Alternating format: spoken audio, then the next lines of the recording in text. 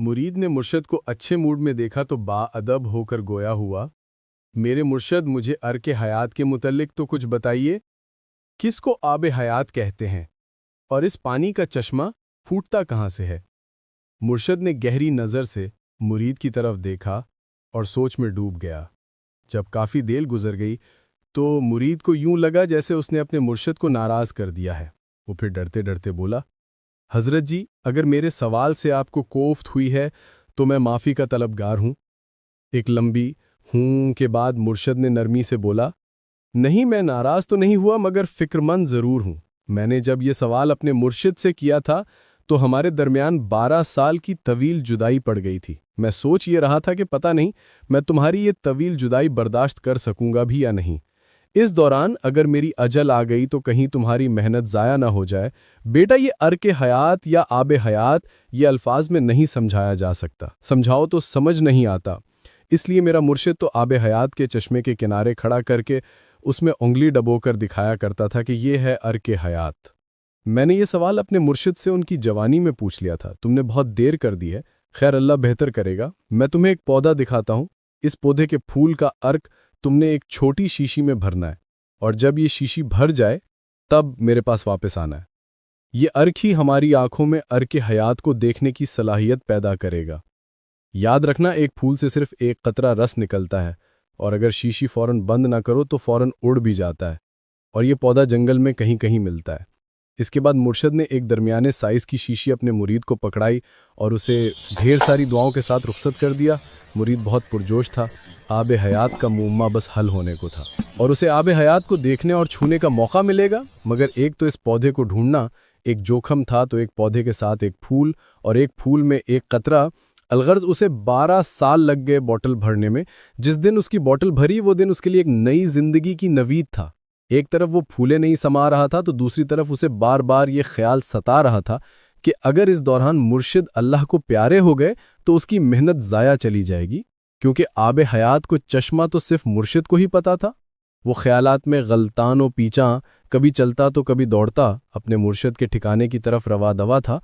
मुर्शिद के डेरे पे नज़र पड़ना था कि वो बेताब होकर दूर से ही चिल्लाया, मेरे मुर्शिद, ऐ मेरे मुर्शिद, देखिए मैं अपनी तपस्या में कामयाब रहा, मैं बॉटल भर लाया हूँ।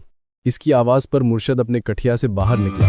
12 सालों ने उसकी कमर धरी कर दी थी मगर वो भी मुरीद की कामयाबी पर खुश नज़र आता था। अपने मुर्शिद पर नज़र पड़ना था कि मुरीद बेख्तियार दौड़ पड़ा और यही बेएहतियाती उसे महंगी पड़ी। टेढ़े मेढ़े रस्ते पर कदम का सटकना था कि मुरीद लड़खड़ाया और अर्क से भरी शीशी उसके हाथ से छूटकर ठास से पत्थर पर लगी और चूरा चूरा हो गई। अर्क के कुछ छींटे मुर्शिद के पांव पर पड़े, बाकी को झट जमीन निगल गई। बेइख्तियार मुरीद की चीख निकल गई, मेरे मुर्शिद, मेरी मेहनत, मेरे 12 साल की मशक्क़त मिट्टी बन गई। मेरे मुर्शिद, मैं तबाह हो गया। मुर्शिद अपने मुरीद को छोड़कर अंदर गया और एक और छोटी सी शीशी लाया जिसमें उसने रोते सिसकते मुरीद के आंसू भरना शुरू कर दिए और वो शीशी भर ली। अब मुरीद रो रहा था तो मुर्शिद हंस रहा था। मेरे मुर्शिद, मेरी जिंदगी बर्बाद हो गई और आप मुस्कुरा रहे हैं? मुरीद ने तैजुब से पूछा। मुर्शिद उसे अंदर ले गया और बकरी के दूध का प्याला पीने को दिया। फिर उसने उस छोटी सी शीशी को खोला जिसमें मुरीद के आंसू भरे हुए थे और अपनी उंगली को उनसे गीला करके कहा कि ये है अर्क हयात या आब हयात या मकसद हयात। और फिर आंसुओं में डबडबाती उसकी आंखों को छूकर कहा कि ये हैं आब हयात के चश्मे। याद रखो, अल्लाह ने इंसान को इन आंसुओं के लिए पैदा किया है, इन्हीं में जिंदगी छुपी हुई है। कुछ उसकी मोहब्बत में ज़ारो कुतार रोते हैं जैसे अंबिया, और कुछ अपने अमलों के भरे मटके जब अपनी ज़रा सी गलती से गिरते और टूटते और अपनी मेहनतें ज़ाया होते देखते हैं तो तेरी तरह बिलबिलाते हैं। जिस तरह पानी निकलने और निकालने के मुख्तलिफ तरीके हैं, उसी तरह इंसानों में भी उनकी तबाया के तहत इन आंसुओं का सम्मान किया गया है।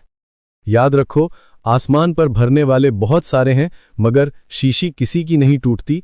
आसमान वालों के मटके हरदम भरे रहते हैं, वहां मटके टूटने के असबाब नहीं रखे गए हैं। उनके रोने में तस्बीह है, पछतावा नहीं है। हमें इसी मकसद से बनाया गया है।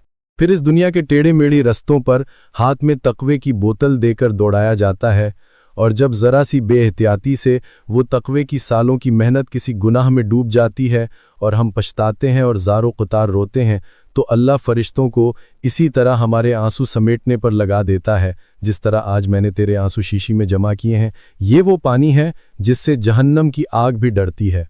अल्लाह के रसूल अलैहिस्सलाम ने हश्र का नक्शा खींचा है कि जहन्नम की आग फ़रिश्तों के काबू में नहीं आ रही होगी और मैदान हश्र में बागियों की तरफ फंकारे मारती हुई लपकेगी।